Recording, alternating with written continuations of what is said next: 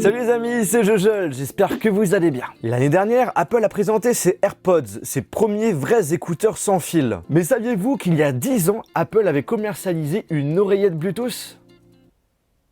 Et oui, et c'était au même moment que le premier iPhone. On n'en a pas beaucoup entendu parler, pourtant c'est un produit assez bluffant. En tout cas, il y a 10 ans. Déjà, le produit est fin, il est léger, pas très imposant. Apple a été capable de faire comme les AirPods, intégrer une batterie miniature, un micro, ainsi que le système Bluetooth dans un petit objet. Ensuite, l'oreillette est hyper confortable, ça rentre sans problème dans l'oreille, que ce soit à droite ou à gauche. Au niveau du design, c'est pas moche, au contraire, sa simplicité, sa couleur noire et sa matière en aluminium lui donnent un côté élégant. Et dernier point important et qui était assez innovant, pour recharger cette petite bête, il suffisait de prendre le câble USB fourni avec, on glisse l'écouteur, il y a un petit système aimanté, et en plus de pouvoir recharger l'oreillette, on pouvait recharger un iPhone. D'ailleurs, pour la petite anecdote, en même temps, on nous avait présenté un dock qui coûtait 50$ et qui permettait à la fois de recharger l'iPhone et aussi l'oreillette. Contrairement aux AirPods, cette oreillette était vendue pour la maudite somme de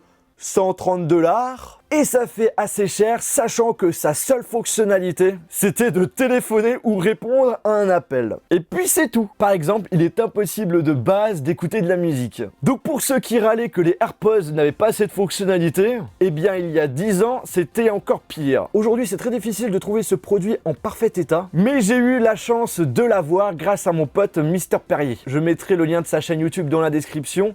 C'est la moindre des choses. Ah aussi, information importante qui avait impressionné les journalistes durant la présentation, c'est que la connexion entre l'oreillette et l'iPhone se faisait rapidement à l'aide du câble. Hop là, on glisse l'écouteur, on branche l'iPhone et la synchronisation se fait automatiquement. Bref, il n'était pas nécessaire d'appuyer longtemps sur un bouton, d'aller dans les réglages de Bluetooth. Là, c'est rapide et c'est efficace. C'est ce qu'on aime. Bon, par contre, là, j'aurais bien aimé le tester, mais malheureusement, je n'ai pas de câble Lightning compatible. Donc, on va le faire comme dans le bon vieux temps. Tout en haut, vous avez un petit bouton, vous allez laisser appuyer dessus, vous allez avoir un voyant vert qui va s'allumer et on va tout simplement attendre que la lumière clignote. Voilà, là c'est bon. Et donc du coup, je vais aller dans les réglages de mon téléphone, dans Bluetooth, je l'active et vous aurez iPhone Bluetooth Headset, ouais, my English is not very good, qui va s'afficher, vous appuyez dessus et la connexion va se faire. Bon, maintenant on va voir si ça marche bien, on va aller téléphoner à mon père. Déjà là, je sens qu'il y a un petit bruit. En tout cas, il me va bien. Il rend, franchement, hyper confortable.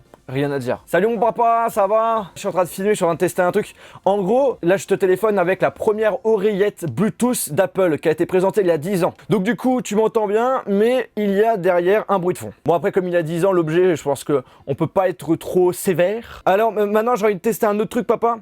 C'est tu vas m'appeler, ok? Je tac. Aussi les amis, petite information, le petit bouton en haut permet de raccrocher, comme vous avez pu le voir ça a marché, et ça permet aussi de décrocher quand on vous appelle. Voilà, j'ai mon père qui m'appelle, j'appuie dessus, et hop là, ça décroche. Bon papa, je vais pas t'embêter plus, je te fais des gros bisous, à plus, ok? Bon, je suis quand même intrigué les amis, je vais essayer quand même d'écouter de la musique, voir si ça marche. Eh ben non. Ça ne marche pas. Pour information, en ce qui concerne l'autonomie, on est sur du 72 heures en veille, 5h30 en conversation. Ce qui est cool, c'est qu'on nous indique sur l'iPhone, même il y a 10 ans, le pourcentage qui restait au niveau de la batterie de l'écouteur. La portée du Bluetooth, on est sur du 10 mètres. Et le temps de recharge pour ce petit truc, 1h30. Eh bien écoutez les amis, cette vidéo est terminée, j'espère que ça vous a plu. Si c'est le cas, on lâche un gros pouce bleu. Pour ma part, je connaissais pas trop cet objet, je me suis dit que ça pouvait être intéressant de vous en parler. Et j'en suis convaincu que la majorité des gens qui ont regardé cette vidéo ne savaient pas qu'Apple avait commercialisé cet objet. Et justement, n'hésitez pas à me dire en commentaire si avant d'avoir regardé cette vidéo, vous connaissiez ce produit. Sur ce, on se retrouve dans une prochaine vidéo. Salut!